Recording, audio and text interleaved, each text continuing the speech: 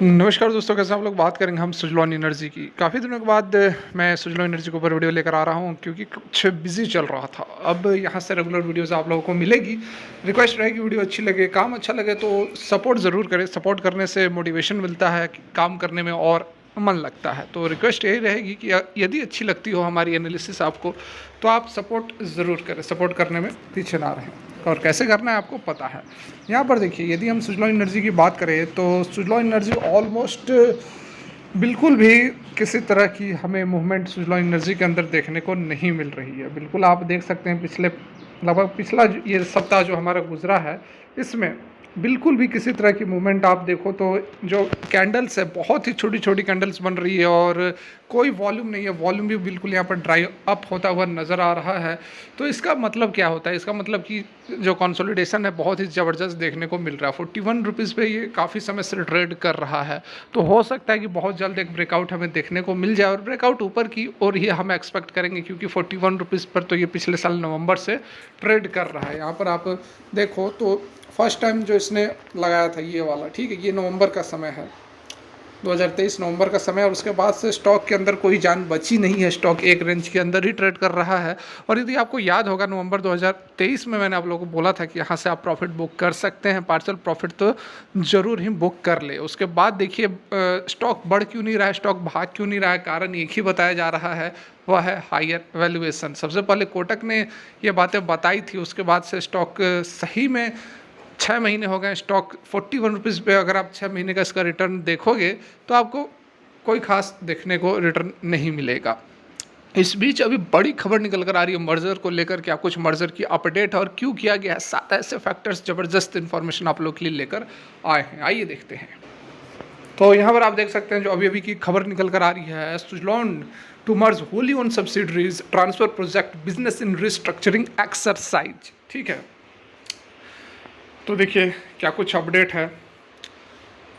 इनके बोर्ड ने, सुज़लॉन के बोर्ड ने अप्रूव कर दिया है स्कीम ऑफ एमलगमेशन, मतलब कि जोड़ने का, involving the merger of the Suzlon global service. Suzlon global service कौन सी कंपनी है? तो इसकी एक होली ऑन सब्सिडरी है, मतलब इसकी अपनी ही एक कंपनी है। अब इसको मर्ज किया जाएगा सुज़लॉन एनर्जी के साथ। Company also plan to transfer its project business on a lump sale basis to one or more wholly on subsidiaries of the company.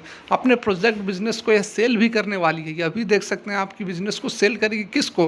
किसी और को नहीं, अपनी ही सब्सिडरी कंपनी को सेल करने वाली है। Suzlon will also undertake a capital reorganisation exercise through the scheme of arrangement by the reclassification and transfer of general reserves to retain earnings of the company and also merge Suzlon energy limited Mauritius and other, मतलब कि Mauritius भी एक अलग इसकी subsidiary उसको यहाँ पर मर्ज करने वाली है।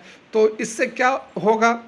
तो बहुत सारे इससे फ़ायदे होंगे, और क्या क्या कुछ फ़ायदे हैं ये अभी यहाँ पर नीचे बताया गया है। कंपनी ने यह भी कहा है कि कोई चेंज नहीं होगा एग्जिस्टिंग शेयर होल्डिंग पैटर्न में। इस रिस्ट्रक्चरिंग के बाद कोई चेंजिंग देखने को नहीं मिलेगी।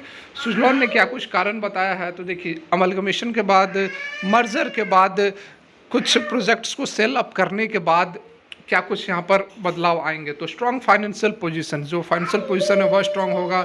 यूनिफाइड कॉन्ट्रैक्टिंग, मतलब कि बहुत डाइवर्सिफिकेशन नहीं रहेगा, यूनिफाइड जो है कॉन्ट्रैक्टिंग होगा। Elimination of inter company outstanding, मतलब कंपनी के अंदर बहुत सारी कंपनी होती है, उनकी आउटस्टैंडिंग अलग अलग होती है, तो इससे भी यहाँ पर अब छुटकारा मिलेगा। एफिशिएंट यूटिलाइजेशन ऑफ रिसोर्सेज का अच्छे से यूटिलाइजेशन हो पाएगा। Stream lining group structure and benefit of combined resources. ठीक है, अब एक साथ जो रिसोर्सेज रहेंगे तो उसका कॉम्बाइंड इफेक्ट कंपनियों के ऊपर देखने को मिलेगा।